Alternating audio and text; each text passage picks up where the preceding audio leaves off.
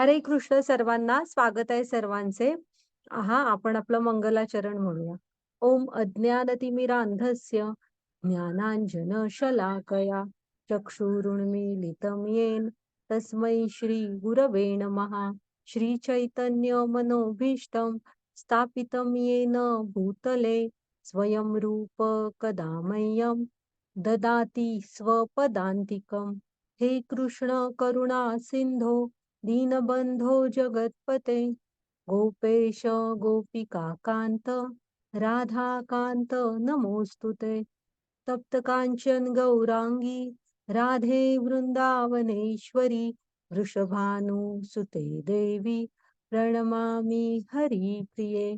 नमा ओम विष्णुपदाय कृष्णपृष्ठाय भूतले श्रीमते भक्ती वेदांत स्वामी इति नामिने. नमस्ते सारस्वते देवी गौरवाणी प्रचारिणे निर्विशेष शून्यवादी पाश्चात्य देश तारिणे. जय श्री कृष्ण चैतन्य प्रभु नित्यानंद श्री अद्वैत गदाधर श्रीवासादि गौर भक्त वृंद. हरे कृष्णा कृष्ण कृष्णा हरे हरे हरे राम राम राम हरे हरे. हरे कृष्णा कृष्ण कृष्णा हरे हरे हरे राम राम राम हरे हरे. तर आज आपण आपला 15वा अध्याय बघणार आहोत, ज्याचं नाव काय?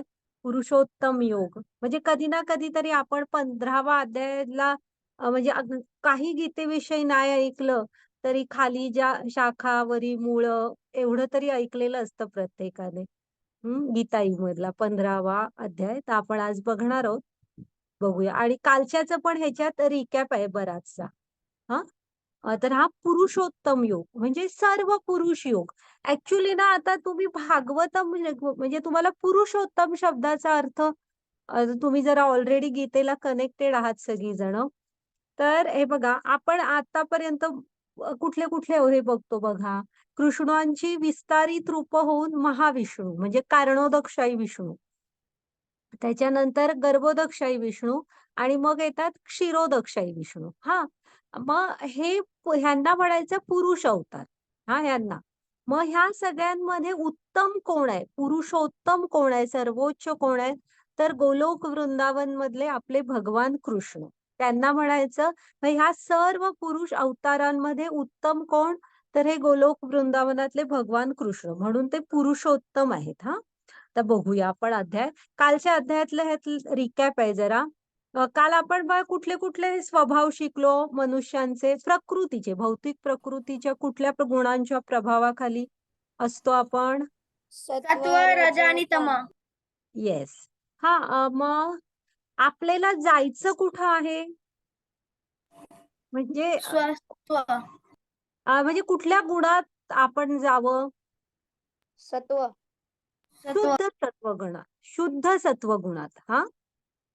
सत्वमध्ये पण कसं असतं, तुम्ही जाल तर उच्च ग्रहांमध्ये जाता पुढचा जन्म. मग होतं काय, पुण्य क्षीण झाली की परत इकडे गोळा करायला यावी लागतात, म्हणजे तुम्ही भगवंतांच्या प्राप्ती करत नसता. त्यामुळे आपण शुद्ध सत्वगुणात कधी जातो, जेव्हा आपण कृष्णाशी भक्ती सेवेने स्वतःला जोडून घेतो, तेव्हा आपण शुद्ध सत्वगुणात असतो. मग आपण प्रयत्न करायचा की आपण शुद्ध सत्वगुणामध्ये जाऊ. ओके. जीवनाचा मनुष्याच्या शरीराचा रथ आहे, त्यामुळे लक्षात ठेवा, स्वतःच्या बुद्धीने मनावर ताबा ठेवायचा. मन कंट्रोलमध्ये असलं की तुमची इंद्रिय ताब्यात राहतील, आणि इंद्रिय म्हणजे पाचही इंद्रिय एकाच दिशेने एकाच वेळेस जात असली की शरीराचा रथ योग्य दिशेने असा जात राहणार. तो आता आत्मा भांबावून बसलाय तसा बसणार नाही, थोडं त्याच्या आनंदासाठी पण कार्य करू शकाल. तर बुद्धीने मनावर ताबा ठेवायला शिका, आणि ही 5 दिशांना 5 जाणारी इंद्रिय नको, तर ती एका रेषेत आणा. ओके. माताजी पुढची स्लाइड घ्या.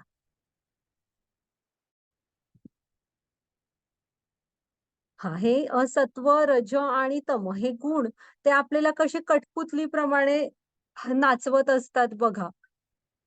हं. सत्व म्हणजे चांगले, रजो म्हणजे असंख्य इच्छा आणि इच्छा नुसत्या नसतात. त्यांना कर्मफळांची पण आसक्ती खूप जास्त असते. हां, म्हणजे पाहिजे म्हणजे मी आता एवढं कष्ट केलंय मग मला फळ पाहिजे त्याचं असं. हे तमोगुण म्हणजे अज्ञान, पुरा अज्ञान कशाविषयी काहीच नाही त्यांना. घ्या माताजी पुढची स्लाईड. मग ह्याच्या की नाही ह्या 3 काम, क्रोध आणि लोभ हे पायऱ्या आहेत आपल्या अधःपतनाच्या. कामनांच्याच, कामना म्हणजे तीव्र इच्छा. तेव्हाच आपण स्वतः बुद्धीने विचार करायला शिकायचं, स्वतःला आवर घालायचा. ओके. आणि मी तुम्हाला सांगितलं ना, मन आपलं कसं आहे माहित आहे? ययाती महाराजांचं उदाहरण तुम्ही लक्षात घ्यायचं. तुम्ही थोडं मोठं झालात की नक्की त्यांच्याविषयी वाचन करा. तर हे मन कसं असतं, तुम्ही एक इच्छा पूर्ण केली रे केली, की ते पूर्ण झालं, आनंदी आहे, असं नसतं. हं. तो एक यज्ञकुंड असल्यासारखा असतो. झाली रे झाली एक पूर्ण, की तो दुसऱ्याचा विचार करतो. त्यामुळे बुद्धीने विचार करायला शिकायचं हां. हां, घ्या माताजी पुढची स्लाईड.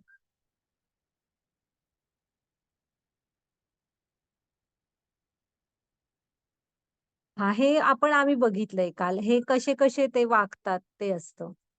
हां, घ्या माताजी पुढची स्लाईड. हे बघा जागे झाल्यावर ते काय करतात, हे पण आपण बघितलेलं आहे. हं. हे पण तमोगुणातले लोकं बघा, कशी तमोगुणामध्ये वागतात बघा ही. हं. हां, घ्या माताजी झालंय आमचं डिटेल काल हे. हं. तर आपल्याला ना बघा हे भौतिक प्रकृतीचे 3 गुण कोणते आता सांगितलात. कोणता गुण सर्वोत्तम? तर सत्व शुद्ध सत्वगुण. शुद्ध हां, सत्वगुण. मग म्यूट व्हा बाळा तुम्ही. शुद्ध सत्वगुण आपण कसा मिळवू शकतो? माताजी घ्या पुढची स्लाईड. तर आपण कृष्णांद्वारे म्हणजे कृष्णांच्या भक्ती सेवेमध्ये स्वतःला जोडून घ्यायचं हां. मग आपण शुद्ध सत्वगुणाकडे हळू जात राहतो, की सत्वगुणात पण पुण्याची अपेक्षा असते. हं. तर म्हणजे चांगल्या कर्म करण्याची आशा असते, त्याच्या फळांची पण म्हणजे इच्छा असते. तर शुद्ध सत्वगुणात ही कृष्णांची सेवा म्हणून आपण करतो. कसल्याचीच आशा नसते. हं. घ्या माताजी म्हणजे हे कृष्णा हे तुझ्यासाठी केलं तुला अर्पण असं. चालेल. आता पुरुषोत्तम योग बघूया. आपले कृष्ण कसे आहेत? सच्चित आनंद. त्यांना काय म्हणतात? सच्चिदानंद म्हणतात ना. हे इस्कॉन जुहू, इस्कॉन चौपाटी पण म्हणतात त्याला मंदिर. आणि इस्कॉन जुहूचं मंदिर मधले हे आहेत राधा रास बिहारी मंदिर आहे ते. राधा रास बिहारी आहेत ते. छान असतात पूजा त्यांच्या. तर त्यांना प्रणाम करूया. तर सच्चित आनंद कृष्णांना काय म्हटलंय? सच्चित आनंद. मग सच म्हणजे शाश्वत. चित म्हणजे ज्ञानमय आणि आनंदमय. म्हणजे त्यांचं रूप कसं आहे? कसे आहेत कृष्ण? भगवान आहेत, पितांबरधारी आहेत, श्यामसुंदर आहेत, हातात बासरी आहेत. पण कसे आहेत? सच्चिदानंद. मग सच्चिदानंद म्हणजे काय? शाश्वत, ज्ञानमय, आनंदमय. हां, लक्षात ठेवा. शाश्वत, ज्ञानमय, आनंदमय. पाठ करा हे 3 शब्द. मग ते बघा सर्वोच्च सत्य, परम सत्य, सबसे उत्तम पुरुषोत्तम. हं. तर कुठल्या पुरुषांमध्ये? हे मनुष्यांमध्ये नव्हे. तर इथं भक्तीमध्ये बघायला गेल्यात तर कोणच पुरुष आणि स्त्री असं काही नाही. आत्म्याच्या स्तरावर विचार केला जातो. तिथे सगळीच जणांचे बीजप्रदाता पिता कोण आहेत? आपण कालच बघितलं ना, बीजप्रदाता पिता इथले स्त्री-पुरुष सगळ्यांचे सगळं कृष्णच आहेत. इथल्या पतींचे पण पती कृष्णच, पत्नीयांचे पती पण कृष्ण, सगळ्यांचे प्राणीमात्रांचे पण कृष्णच. तो आत्म्याच्या स्तरावरचा विचार. हां, भक्तीमध्ये. ओके. पण हे पुरुषोत्तम कशात आहेत? तर आता जे पुरुष अवतार आहेत ना विष्णूंचे, आता आपण बघितलंय त्या 3 आणि उरलेल्या म्हणजे सगळ्यात उत्तम कोण? कृष्ण. मग ते पुरुषोत्तम असं आहे. ओके. आणि सच्चित आनंद शाश्वत आहेत म्हणजे सनातन आहेत. काल होते, आजही आहेत आणि उद्याही असणार आहेत. ते चिरंतन आहेत. त्यामुळे शाश्वत आहेत हां. चित म्हणजे ज्ञानमय. आता आपण बघू सारं ज्ञान त्यांच्यापासून आलेलं आहे. हां आणि आनंदमय. आनंद म्हणाल तर म्हणजे आनंदाचा हे आहेत ते. आनंदाचा सागर आहेत ना. बघता ना तुम्ही म्हणजे राम शब्दाचा अर्थ काय? पूर्ण आनंद. जो भक्तांना पूर्ण आनंद देतो. असे म्हणजे आनंदाचा आनंद घन म्हणजे किंवा ते म्हणतात ना, नंद के घर की नंद के गेह आनंद भयो. कुणी त्यांनी म्हटलंय का लल्लाने जन्म घेतला, मुलग्याने जन्म घेतला. नंदाच्या घरी आनंदाने, प्रत्यक्ष आनंदाने जन्म घेतला. असं. परमानंद आहे. ते नव्हता का तो पिक्चर आला, कार्तिकेय 2 त्याच्यात ते हे होतं बघा. हे केशव, हे माधव, हे गोविंदा, रक्ष रक्ष पाही माम परमानंदा. तसे ते परम आनंद आहेत योगियांचा सगळ्यांचा. म्हणजे आता तुम्ही भक्तीमध्ये जरी छोट्या-छोट्या गोष्टी केल्यात तरी बघा तुम्हाला किती आनंद म्हणजे आपलाच आपलेला असा मिळतो. त्यामुळे कृष्ण आता लक्षात आलं ना, सच्चित आनंद, शाश्वत, ज्ञानमय, आनंदमय. हं. ओके. घ्या माताजी पुढची स्लाईड.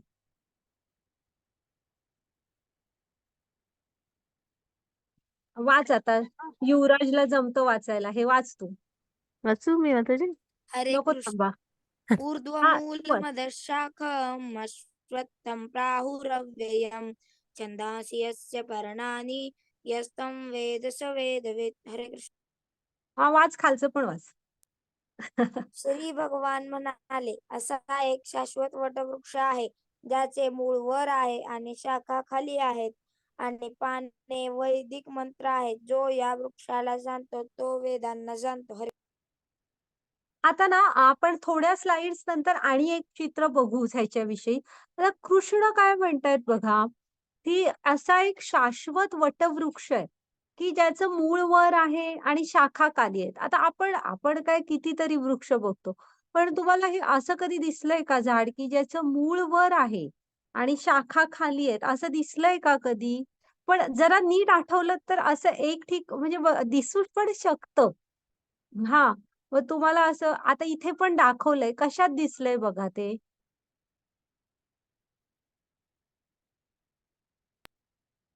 पाण्यात.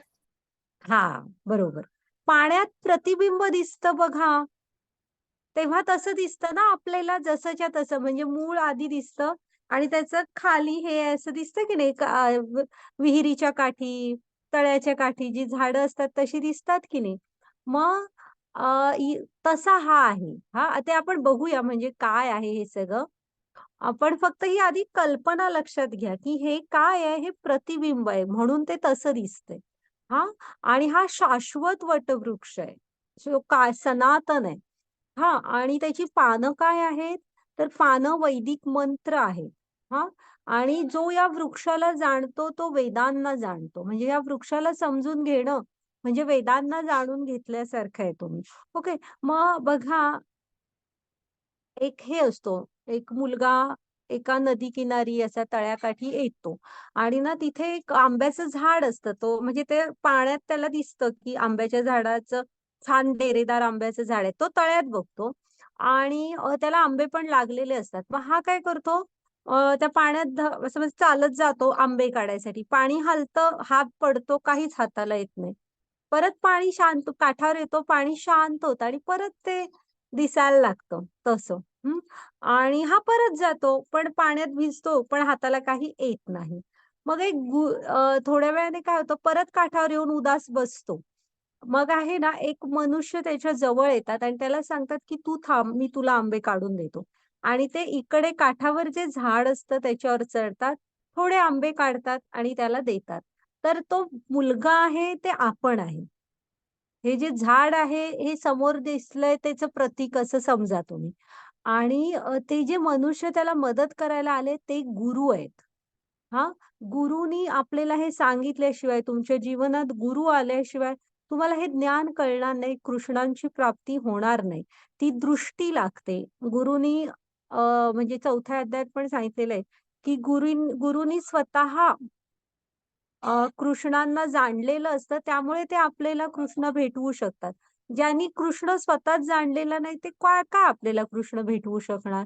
त्यामुळे एक आध्यात्मिक शुद्ध गुरु भेटल्याशिवाय आपल्याला कृष्णांची प्राप्ती होत नसते. हा, आता इथे कसं गुरुनी त्याला सांगितलं तसं. घ्या माताजी पुढची स्लाइड. आपण बघूया पुढे आहेत आणि त्याच्या स्लाइड.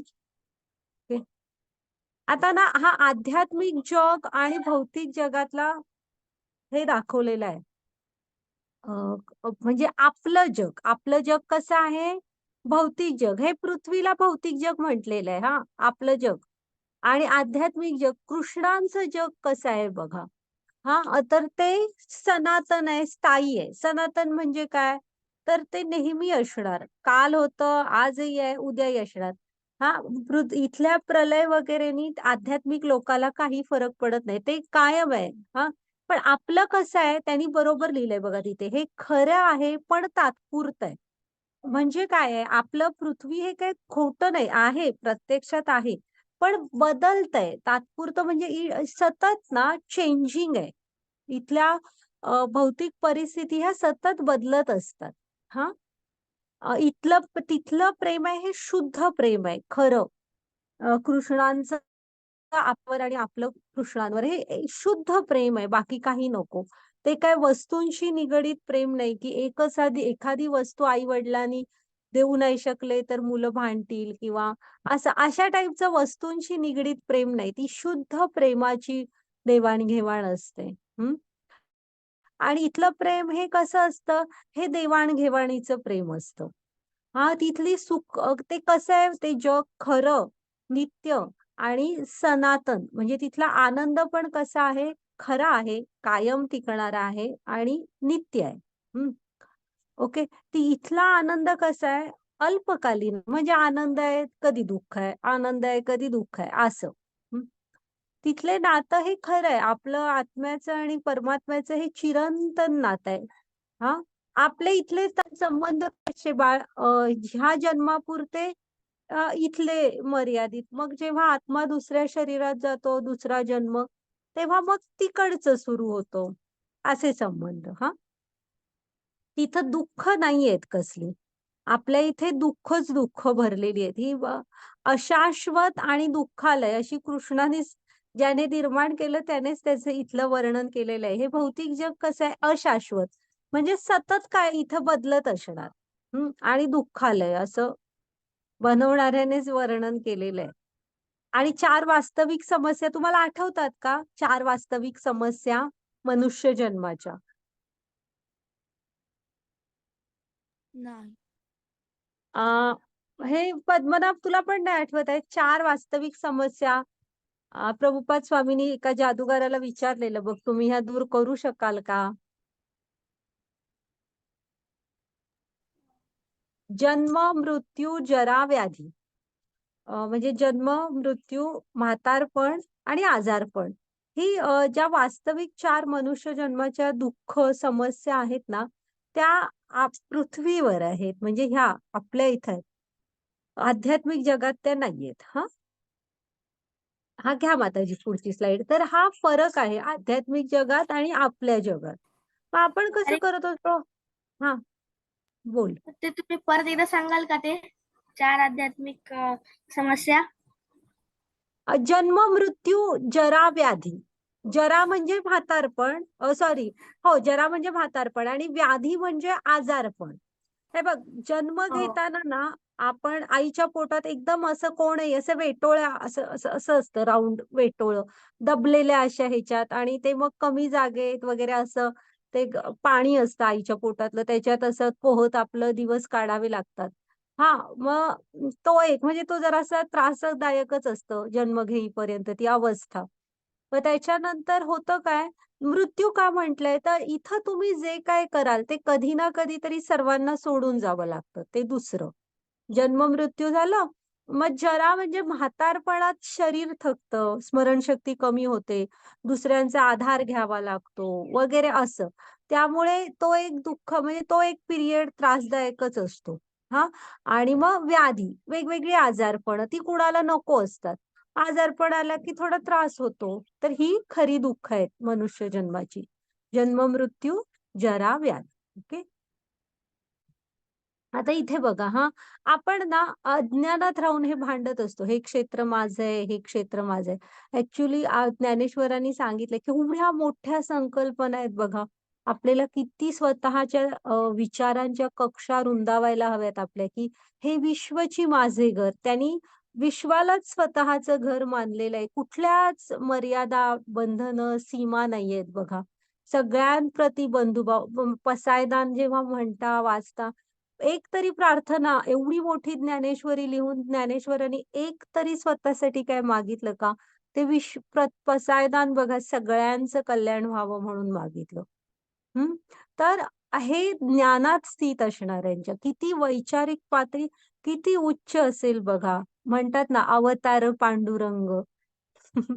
तर मग बघा आणि आपण हे जे भांडतो ना, हे क्षेत्र माझं आहे, हे क्षेत्र माझं आहे. हां, आता हस्तिनापूरमध्ये पण युद्ध म्हणजे कुरुक्षेत्रावर सुरूच होतं.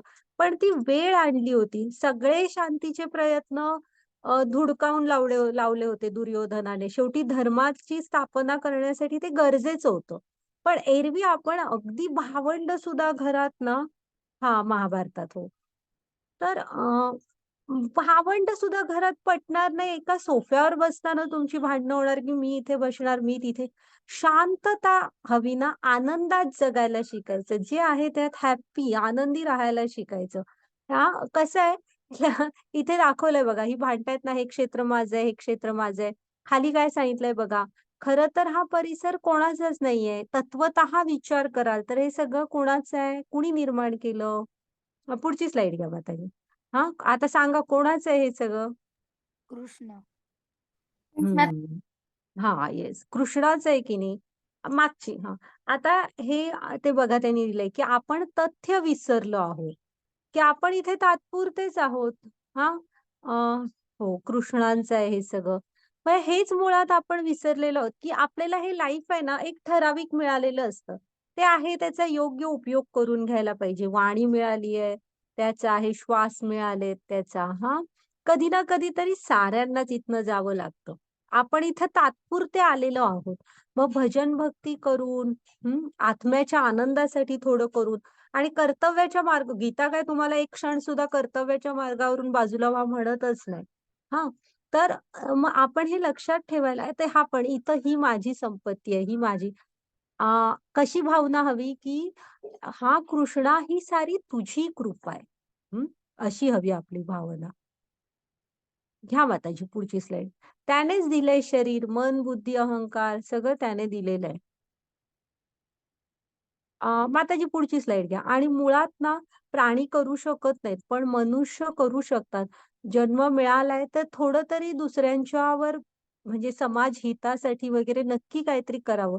आपले पूर्वज वगैरे बघा धर्मशाळा बांधायचे, पाणपोया बांधायचे, असं म्हणजे अन्नछत्र चालायची.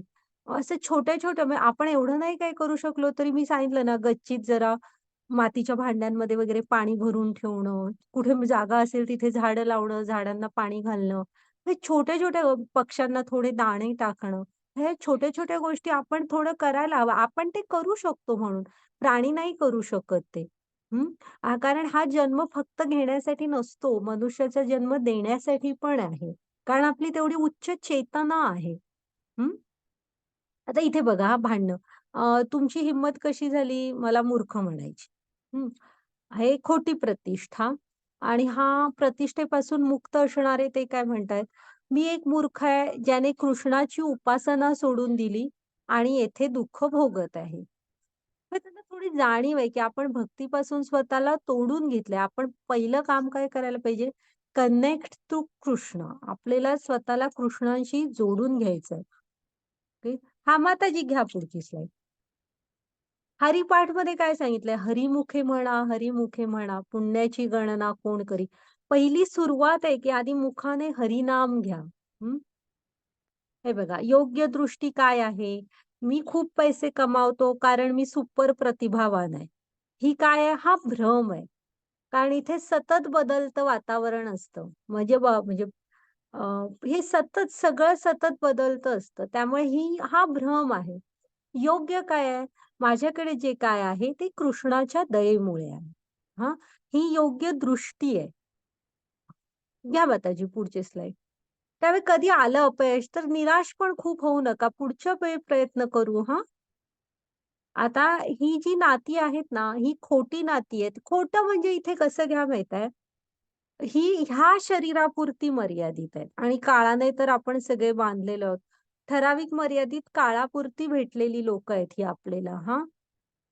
त्यामुळे ही ह्या जन्मापुरती निगडीत नाती आहेत. हां, काय नक्कीच की पूर्वजांची पुण्याईमुळेच आता आपण एकमेकांसमोर आहोत, की आपण ह्या भक्तीच्या मार्गावर आलो. असतो आपला म्हणजे गणपती झाल्यावर म्हाळाचा महिना वगैरे असतो, तेव्हा अवश्य ते हे करावे त्यांच्यासाठी श्राद्ध वगैरे. ते ठीक आहे. पण हे एक सत्य आहे, की आपण हे आत्ता ह्या ह्याच्यापुरतंच भेटलेलो आहोत. हे जे जन्म घेतलाय मग त्यामुळे तो वेळ भांडून वगैरे घालवू नका. आनंदात राहायला शिका हां. आता खरं नातं बघूया. अतूट म्हणजे पुढच्या ह्या जन्मीत जर भक्ती केली कृष्णांची, तर त्याच्या पुढून मोजायला सुरू होते पुढच्या जन्मातली वगैरे. तर ती बघूया. तर ते कुणाशी नाटतंय आपलं. हां, तर खरा संबंध आपला कुणाशी आहे? कृष्णांशी आहे बघा. हां. हं. हे साऱ्यांचे हे आहेत. मित्र, बंधू, सखा सगळे आहेत आपले ते हां. घ्या माताजी पुढची स्लाईड. वाचा. वाच युवराज वाचेल. त्याला 15वा अध्याय येतच असणार. वाच युवराज. हरे कृष्ण. न तद्भासयते सूर्यो न शशांको न पावकः यद्गत्वा न निर्वतन्ते. थांबा, मागची घ्या माताजी. अभी नाही. हां. तद्धाम परमं मम. त्या माझ्या परमधामाला सूर्य किंवा चंद्र तसेच अग्नी किंवा वीज प्रकाशित करत नाही. जे त्या धामाला पोहोचतात ते पुन्हा या भौतिक जगतात परतून येत नाहीत. हरे कृष्ण. ओके. हे बघा हे त्यांच्या धामाविषयी सांगितलेलं आहे. हां, कृष्णांच्या धामांविषयी सांगितलंय, की काय तर आपण कृष्णांच्या धामाला पोहोचलो ना, तर एकतर आपण तिथून म्हणजे ह्या भौतिक जगात परत येणं-जाणं नसतं. हां, आणि दुसरी गोष्ट आपण बघतो ना ब्रह्म मी सांगितलेलं ना सुरुवातीला, की जर का प्रकाश आहे तर त्याचा स्रोत पण असणार कुठेतरी. मग तो किंवा सूर्य, चंद्र हा जो प्रकाश ह्यांना मिळतो, हा सारा प्रकाश कुठला आहे सांगा? तर त्यांच्या गोलोक धामाचा आहे. ते स्वयंप्रकाशित धाम आहे. हां, ते बाकी कोण त्याला हे प्रकाशित करत नाही. तिथं प्रकाशासाठी सूर्य-चंद्राची गरज नसते. ते कृष्णांचं स्वयंप्रकाशित धाम आहे कृष्णांमुळे हां. आणि एकदा तिथे जातात ती परतून मग ह्या जन्म-मरणाच्या फेऱ्यातून मुक्ती असते त्यांना. मग ते कसे असतात जरी अवतार घेतले, तरी कृष्णांच्या ह्या राम, कृष्ण त्यांच्या ज्या लीला असतात ना, त्या लीलांमध्ये त्यांना सहकार्य करण्यासाठी त्यांचे भक्त म्हणूनच जन्म घेत असतात हां. घ्या माताजी पुढची स्लाईड. हां, इथे थांबा. आता तो शाश्वत वटवृक्ष आहे म्हणतायत की नाही ती. मग आपण काय म्हटलो ते त्याचं प्रतिबिंब आहे, हो की नाही? मग ते प्रतिबिंब कशात पडतं? जनरली पाण्यात पडणार प्रतिबिंब. मग हे पण पाण्यातच पडलेलं आहे. पण कुठली नदी आहे ही? तिथे लिहिलंय बघा डिझायर लिहिलंय. तर ही इच्छांची नदी आहे. हां, त्याच्यामध्ये पडलेली हे प्रतिबिंब आहे. खरा जो हा वटवृक्ष हे खरं जे आहे ना, ते कुठं आहे? ह्या इच्छांच्या नदीच्या पलीकडे. खरं त्यांचं धाम आता आपण बघितलं ना, स्वयंप्रकाशित असं सगळं धाम आहे ना, ते उच्च म्हणजे गोलोक वृंदावन आहे आणि आपण जे आहोत हे सगळे त्या प्रतिबिंबात आहोत. का आहोत? तर आपल्यामध्ये इच्छा आहे. हं, हे इच्छांची नदी आहे ही सगळी. जर का इच्छांची नदी पार करू शकलात, तर तिकडे ते बघा राधा गोविंद म्हणजे राधा कृष्ण आहेत. गोविंद रूप म्हणतात ना त्यांना. तुम्ही आपल्या घरात असतो बघा, नक्की नसला तर आणा पण बाळकृष्ण असतो तसा त्या पण आणा गोविंद स्वरूपातला. हां, तिथं त्यांचं नाव पण गोविंदच आहे. गोलोक वृंदावनात. हां, तर इथं ब्रह्मा म्हणजे इथलं सगळ्यात वरचं लोक कुठलं आहे? ब्रह्मा. त्या मुळावर कोण दिसतंय बघा तुम्हाला? इच्छांच्या नदीच्या या आपल्या जगात या गोविंदांकडून. मग तिकडे कोण दिसतायत? ब्रह्मा दिसतायत सगळ्यात वरती. हो. हा, मग ब्रह्मांच्या खाली फांद्यांच्या जाळं आहे बघा, म्हणजे किती फांद्या फांद्या फांद्या दिसतायत. हा, फांद्या फांद्या फांद्या दिसतायत ना सगळ्या. वाटल्यास थोडं झूम करा तुम्ही तुमचं स्क्रीन. हा, मग दिसतायत. हा हा, मग त्या फांद्यांवर ब्रह्मांच्या जवळ वेगवेगळे देवी देवता आहेत बघा. इंद्र पण आहे ऐरावत घेऊन. हा, म्हणजे इंद्रांच्या जवळ, ब्रह्मांच्या जवळ असे चांगले पुण्य लोक आहेत ते सगळे.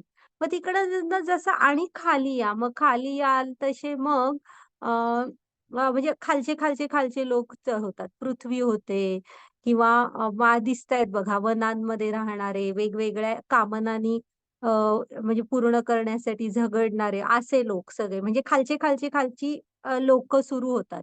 मग त्याच्यानंतर मनुष्य योनी संपतात, प्राण्यांच्या योनी सुरू झाल्यात. गाय, वाघ, एक साप पण दिसतोय, मासा.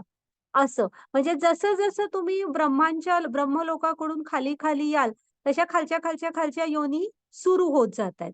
आणि आपण काय करत असतो माहित आहे? 84 लाख योनी फिरत असतो, म्हणजे ह्या फांदीवरून त्या फांदीवर, त्या फांदीवरून त्या फांदीवर, असं ह्या जंजाळातच आपण अडकलेलो असतो. दुसरं काही करत नाही. आपल्याला वरती जर का जायचं असेल त्यांच्या धामात, तर आपल्याला ही इच्छांची नदी पार करावी लागणार. कशी बरं पार करायची मग ही इच्छांची नदी? भक्तीद्वारे. नाम जप. हा, मग त्यासाठी 2 शस्त्र सांगितले, 2 तलवारी हव्या तुमच्याकडे. ज्ञान आणि वैराग्य, ह्या 2 गोष्टी हव्या तुमच्याकडे. तर ही इच्छांची नदी आपण पार करू शकतो. ज्ञान म्हणजे एकदा गुरुनी ज्ञान दिलं की मग भक्तीशी जोडून घेणं, आणि मग वैराग्य पण हवं आपल्याकडे. हा, तर आपण ही नदी पार करू शकतो. नाहीतर आपण फक्त ह्या पानावरून त्या पानावर, तिकडनं तिकडे असं आपण फिरत असतो इथे. आणि ह्या अश्वत्थ वटवृक्षाचा म्हणजे सुरुवात, शेवट, अंत कुठून काय कसाही कळणार नाही.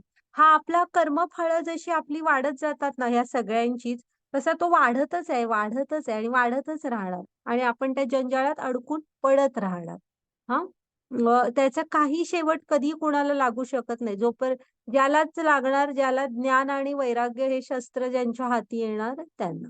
हा, घ्या माताजी पुढची स्लाइड. पायस आणि इम्पायस म्हणजे काय? नाही रे, मला मला स्पेलिंग सांग बघू पायसचं काय आहे. PIOUS. हा, इकडे पायस ऍक्ट्स काय, जरा मी नंतर बघून सांगते. ऍक्च्युली मला पण नाही माहिती ते. कारण पायस ऍक्ट्स बघून बघून बघ, उद्या उद्या सांगते हा तुला. ठीक आहे.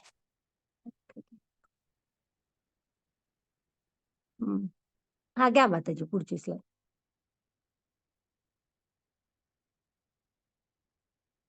आहे कृष्णांचं धाम आहे बघा, त्यांचं गोलोक वृंदावन.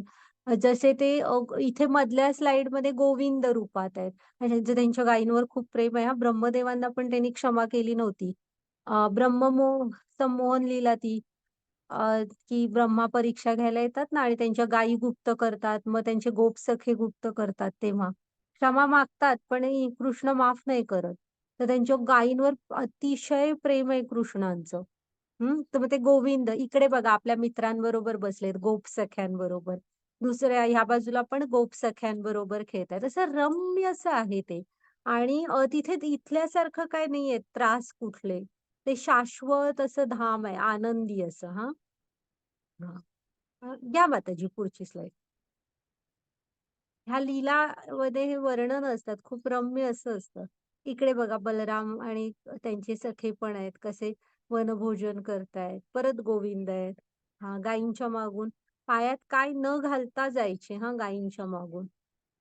हा, गो माता आहे. आपल्या किती माता असतात, स्वतःची माता धरती म्हणजे पृथ्वी माता, तशी गो माता पण आपली माता आहे सगळ्यांची. हा, घ्या माताजी पुढची स्लाइड.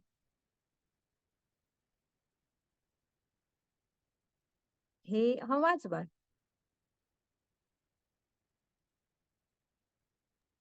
हरे कृष्ण. ममैवांशो जीवलोके जीवभूत सनातनः मनश्चेष्टानीन्द्रियाणि प्रकृतिस्थानि कर्षति. बद्ध जगातील जीव हे माझे सनातन अंश आहेत. बद्ध जीवनामुळे ते मनासहित 6 इंद्रियांशी कठीण संघर्ष करीत आहेत. हरे कृष्ण. बघा इथे ना म्हणजे बद्ध जीवात्मे आहोत आपण. मायेने बांधलेले आहोत. आता तुम्ही म्हणाल, की "बाबा माताजी मी कशानेही बांधलेलो नाही." आता मी पण फ्रीच बसलीये ना तुमच्या समोर. तर तसं नाही. आपण सगळेच जन्म ज्या क्षणी इथे पहिला श्वास घेतो, तेव्हा मायेच्या बंधनात येतो आपण. हं. त्यामुळे बद्ध जीवन म्हटले. नाहीतर म्हणाल, "अरे आम्ही आता स्वतंत्र आहोत. आम्ही कुणाच्या बंधनात आहोत?" तर मायेच्या बंधनात आहोत आपण. मग कृष्ण काय म्हणतायत, बद्ध जगातील हे जीव आहेत ना, हे कृष्णांचे सनातन अंश आहेत. म्हणजे कोण? आत्मा. हं. पण बद्ध जीवनामुळे ते मनासहित 5 इंद्रियांशी कठीण संघर्ष करत आहेत. हे ना आत्म्या तो वरचा पाण्याचा एक थेंब अलग झालाय बघा तळ्यापासून. त्याला काय खालीच जातो तो बघा नेहमी वर उठला तरी खालीच पाण्यातच मिसळतो. तसं आपल्या आत्म्याला पण कृष्णांकडे जायची ओढ असते किंवा ते बघा फुलातलं ते आहे ना, ते अलग झालंय आता फुलांपासून त्याच्या बिया. हं. तसं आपण पण कृष्णांपासून अलग झालेलो असतो. पण कुठेतरी ओढ असते आपल्याला कृष्णांकडे परत जायची. तर ना, पण इथं कंटिन्यू आपला ना 5 इंद्रिय नेहमीची आणि 6वं इंद्रिय मन ह्याच्याशी सतत आपला संघर्ष सुरू असतो. हं. आणि आता हे कृष्णानेच सांगितलं, आपण नाकारू नाही शकत. नाही ते मला दिसत नाही म्हणून मी मानणार नाही. तुम्ही मानणार नाहीत तरी सत्य बदलत नसतं. ते सनातन सत्य आहे. शेवटी इथे तुम्ही एकतर कृष्णांचे होऊ शकता, नाहीतर मायेचे असता. 2च ऑप्शन आहेत. आयदर कृष्ण म्हणजे ईदर कृष्ण ऑर माया. हं. हां. घ्या मत आणि मायेमध्ये असलो की सततचा संघर्ष सुरू असतो. हां, आता हे बघा हे आगीतून स्फुल्लिंग उठतात बघा. मोठीशी अशी आग असली की दिसतात बघा. स्फुल्लिंग हवेत जात असतात. एक क्षणभर वर जातात आणि लगेच खाली ह्याच्यात जातात. मग आपण आत्मा असतो तो कसा? गुणवत्तेमध्ये सच्चित आनंदच आहे, पण गुणवत्तेमध्ये कमी. कृष्ण विभू आहेत, तर आपण अणू आहोत. हं. तर आपण गुणवत्तेमध्ये समान, पण प्रमाण कमी असतं. हं. आणि कृष्ण पूर्ण रूपात आहेत. पण त्यामुळे ते कण म्हणजे आपण असतो, पण त्याला ओढ असते खाली कृष्णांकडे यायची. हां. घ्या माताजी. पुढची स्लाईड घ्या.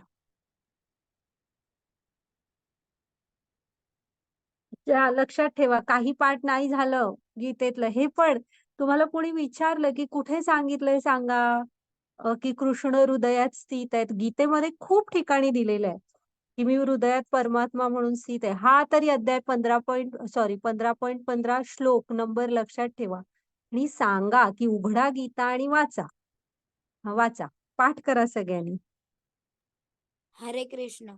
सर्वस्य चाहं हृदि सन्निविष्टो मतः स्मृतिज्ञानमपोहनं च वैद्यश्च सर्वरहमेव वेद्यो वेदान्तकृतदैव विदेव चाहं. हा फारच मोठा आहे. नाही, मी तुला सांगते थांब 1 मिनिट हां. मला पाठ आहे ना. बाकी काही येत जास्त नसलं तरी. हरे कृष्ण. सर्वस्य चाहं हृदि सन्निविष्टो मत्त स्मृती ज्ञान अपमोहन च वेदैश्च सर्वैरहमेव वेद्यो वेदांत कृत्वेद विदेह चाहं. पाठ करायचा हां सगळ्यांनी. वाच खालचं. हरे कृष्ण. मी प्रत्येकाच्या हृदयात स्थित आहे आणि माझ्यापासून स्मृती ज्ञान आणि विस्मृती होतात. सर्व वेदांद्वारे मीच जाणण्यायोग्य आहे. निस्संदेह वेदांताचा संकलक आहे आणि वेदांचा ज्ञाताही मीच आहे. हरे कृष्ण. बघा, पहिल्यांदाच काय सांगितलंय, सर्वस्य चाहं हृदि सन्निविष्टो. हे सर्वांच्या हृदयात आहेत, ते सगळ्यांचे मित्र आहेत त्यामुळे कुणाच्या नाही आहेत असं नाही. गीता ही सांगितलेली ना, तिचा अभ्यास कोणी करायला पाहिजे? मनुष्य जन्म मिळालेल्या प्रत्येकाने करायला हवा. कारण त्याच ह्याच्यात ती बुद्धी मिळालेली असते. ओके. आणि ते सूर्यप्रकाशासारखी आहे ना गीता, तसेच कृष्ण पण आहेत. सर्वांच्या हृदयात आहेत. हं. आणि ते आपल्याला स्मृती, ज्ञान आणि विस्मृती तीनही त्यांच्यापासून मिळतं. स्मृती म्हणजे कशी, ही जी आपली बुद्धिमत्ता आहे म्हणजे लक्षात ठेवायची. आपल्याला फक्त कसं असतं, ह्या जन्मात आपण मृत्यू झाला की मग विसरतो. पुढच्या जन्मात काही लक्षात येत नाही मागच्या जन्माचं. नाहीतर आणि भांडणं वाढली असती. त्यामुळे आहे ते. पण ही जी आपण लक्षात ठेवतो, ही स्मृती आहे ना, हे पुन्हा सर्व प्रकारचं ज्ञान आणि विस्मृती, ही म्हणजे ही जे विसरतो आपण, हे सारं कोण आहे? कृष्णांपासून आहे. हां. आणि वेदांचे 3 गोष्टी. वेदांनी जाणण्यायोग्य कोण आहेत? कृष्ण आहेत. हां. वेदांचा संकलक कोण आहेत? म्हणजे वेद ब्रह्मांना कोणी सांगितले? निर्माण कोणी केले वेद? कृष्ण आहेत. आणि वेदांचा ज्ञाता म्हणजे पूर्णपणे वेद कोणाला कळतील तर त्यांनी निर्मिती केली आहे. त्यामुळे वेदांचं पूर्ण ज्ञान पण कृष्णांना आहे. त्यामुळे वेदांद्वारे जाणण्यायोग्य, वेदांचे संकलक आणि वेदांचे ज्ञाता तीनही जण कोण आहेत? कृष्ण आहेत. हां. त्यांच्यापासूनच वेदांची निर्मिती झालेली आहे. हं. ब्रह्मांना वेदांचं ज्ञान कोणी दिलं? त्यांनी दिलं आणि मग त्याप्रमाणे ब्रह्माने सृष्टीची रचना केली. आणि या साइडच्या ह्याच्यात बघा ते प्रसाद बनवतायत. हे पुढच्या अध्यायात आहे आपल्याला, की अन्न आपलं किती महत्वाचं आहे. ते खाताना विचार करून खायचं असतं. तर ती प्रसाद बनवतायत बघा. असं प्रत्येकाच्या हृदयात कृष्ण असतात. ओके. लक्षात ठेवा हां, 15.15वा श्लोक. हे बघा. घ्या माताजी पुढची स्लाईड. हे ऋग्वेद, यजुर्वेद, सामवेद, अथर्ववेद सगळे कृष्ण आहेत आणि म्हणजे ह्याद्वारे तुम्ही वेदांचा अभ्यास करून जर का कृष्णांशी भक्तीत जोडलं नाही, प्रभुपाद स्वामी म्हणतात पूर्ण व्यर्थ आहे. जर का तुम्ही कृष्णांशी स्वतःला जोडू नाही शकलात तर. हं. त्यामुळे वेदांचे म्हणजे निर्माते, संकलक, ज्ञाता, वेदांद्वारे जाणण्यायोग्य आणि सारं काही म्हणजे वेदांचे पूर्ण ज्ञाते हे कृष्ण आहेत. आणि ज्ञानी मनुष्य हा आज त्यांचं सांगितलेलं ना, एक ज्ञानात स्थित असलेला मनुष्य गाय, ब्राह्मण, हत्ती, कुत्रा आणि चांडाळ ह्या सर्वांना समस्तरावर बघतो. आता ह्यांच्यात काहीतरी समान आहे का? पण ते फक्त एकच बघतात, त्यांच्या हृदयातला परमात्मा. हं. त्यांना ज्ञानी म्हटलंय बघा. घ्या माताजी पुढची स्लाईड. तर आपलं पण आता असंच म्हणजे लक्ष चुकवू नका. अर्जुनासारखे बना. आपल्या पण जीवनाचं लक्ष कृष्ण ठेवा. कर्तव्य अर्जुनाने तरी सोडलीत का? कोण आलं सांगा? राजधर्म सोडू शकला का तो? नाही. पण पण त्याने कृष्णाची स्वतःला पांडवांनी ठाम जोडून घेतलं होतं.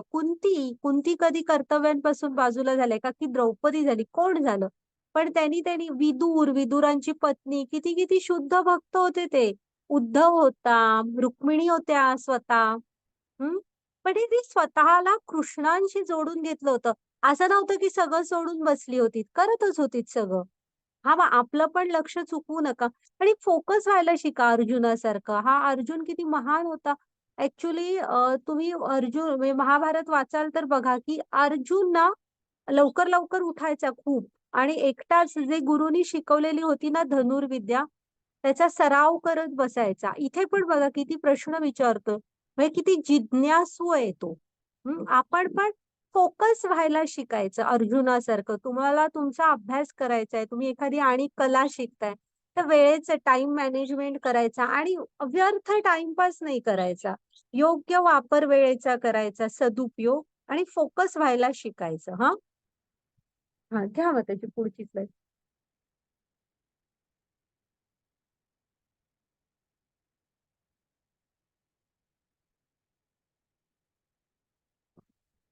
वाचता येतं का बघ? यो मामेव हरे कृष्ण. यो मामेवमसम्मूढो जानाति पुरुषोत्तमं स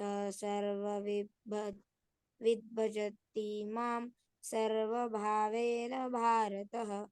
जो मला संशयरहितून पुरुषोत्तम भगवान म्हणून जाणतो तो सर्वज्ञ होय. म्हणून हे भारता तो माझ्या भक्तीमध्ये पूर्णपणे संलग्न होतो. हरे कृष्ण. आपण पण असं व्हायचा प्रयत्न करा, की संशयरहित ज्या काही प्रश्न पडतील ते विचारा. योग्य गुरूंना विचारून योग्य मार्गदर्शन घ्या. शंकांचं निरसन करून घ्या आणि पूर्ण संशयरहित होऊन पुरुषोत्तम भगवान म्हणून कृष्णांना जाणा. हां, कृष्णांशी जोडून घ्या स्वतःला आणि जो कोण हे जाणतो त्याला कृष्ण सर्वज्ञ म्हणतायत बघा. हां, की कृष्णांना पुरुषोत्तम भगवान म्हणून जाणतो तो सर्वज्ञ होय. हां, म्हणून हे भारता तो माझ्या भक्तीमध्ये पूर्ण संलग्न होतो. जो जाणतो तो कृष्णांना जोडून पण घेतो ना. आपण पण आणि जप करा म्हणजे जप आपल्यात ना ऑटोमॅटिक आपल्यामध्ये शुद्धी होत जाते. आपण जोडलं जातो. एकाग्रता वाढते आपली. हं. घ्या बा त्याची पुढची स्लाईड.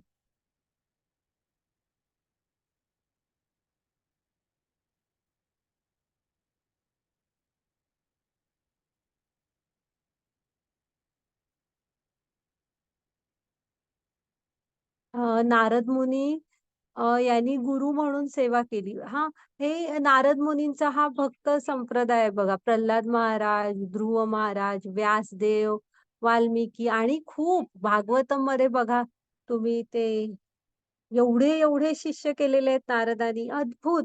तर असा एक गुरूंचं आपल्या पण जीवनात येणं गरजेचं असतं. गुरु आपल्याला कृष्णांपर्यंत नेऊन दाखवतात. हां. मग त्याची पुढची स्लाईड द्या. आणि नारदांनी पण त्यांच्या जीवनातली आपण गोष्ट बघितली ना, त्यांच्या पण आयुष्यात ते भक्ती वेदांती आले, ज्यांनी नारदांना पण हे दिलं, ज्ञान दिलं. हं. हा मग त्याची पुढची स्लाईड द्या.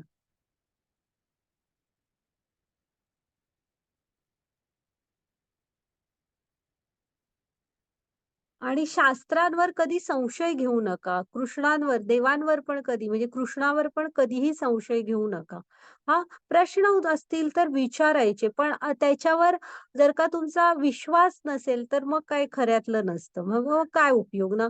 दृढ संकल्प हवा आपला, दृढ म्हणजे गाढ संशयरहित हां, मी कृष्णांचा आहे, कृष्ण माझे आहेत. अशी एक ठाम भावना हवी आपली. शुद्ध. हां. त्यामुळे शास्त्रांवर कधी संशय घेऊ नये. आपली ती कपॅसिटी नसते. आपण तेवढ्या ज्ञानात स्थित नसतो, की त्यांना समजून घेऊ. हां? हां, घ्या माताजी पुढची स्लाईड.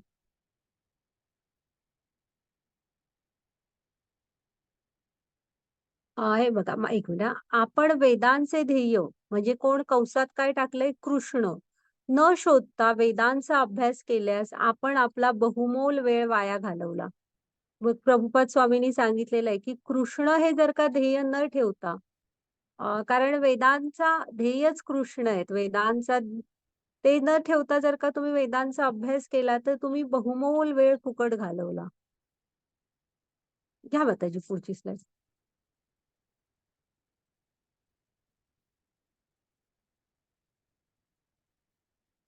हे भजन आहे. मी तुम्हाला 1 मिनिटात म्हणून दाखवते. मागच्या वेळेस राहिलं होतं आपलं. जय राधा माधव कुंज विहारी जय राधा माधव कुंज विहारी गोपीजन वल्लभ गिरिवरधारी गोपीजन वल्लभ गिरिवरधारी जय राधा माधव कुंज विहारी यशोदानंदन ब्रज जनरंजन यशोदानंदन ब्रज जनरंजन यमुना तीर वनचारी यमुना तीर वनचारी जय राधा माधव कुंज विहारी असं आहे. हरे कृष्ण असं आहे ते. हा तुम्ही पण शिका. ती नावं पण आहेत कृष्णांची सगळी. हा तर जप करा, आनंदी राहा. हरे कृष्ण कृष्ण कृष्ण हरे हरे हरे राम राम राम हरे हरे. ही आपली झाला आपला आजचा अध्याय. ठीक. ओके. मग आता जी रेकॉर्डिंग स्टॉप.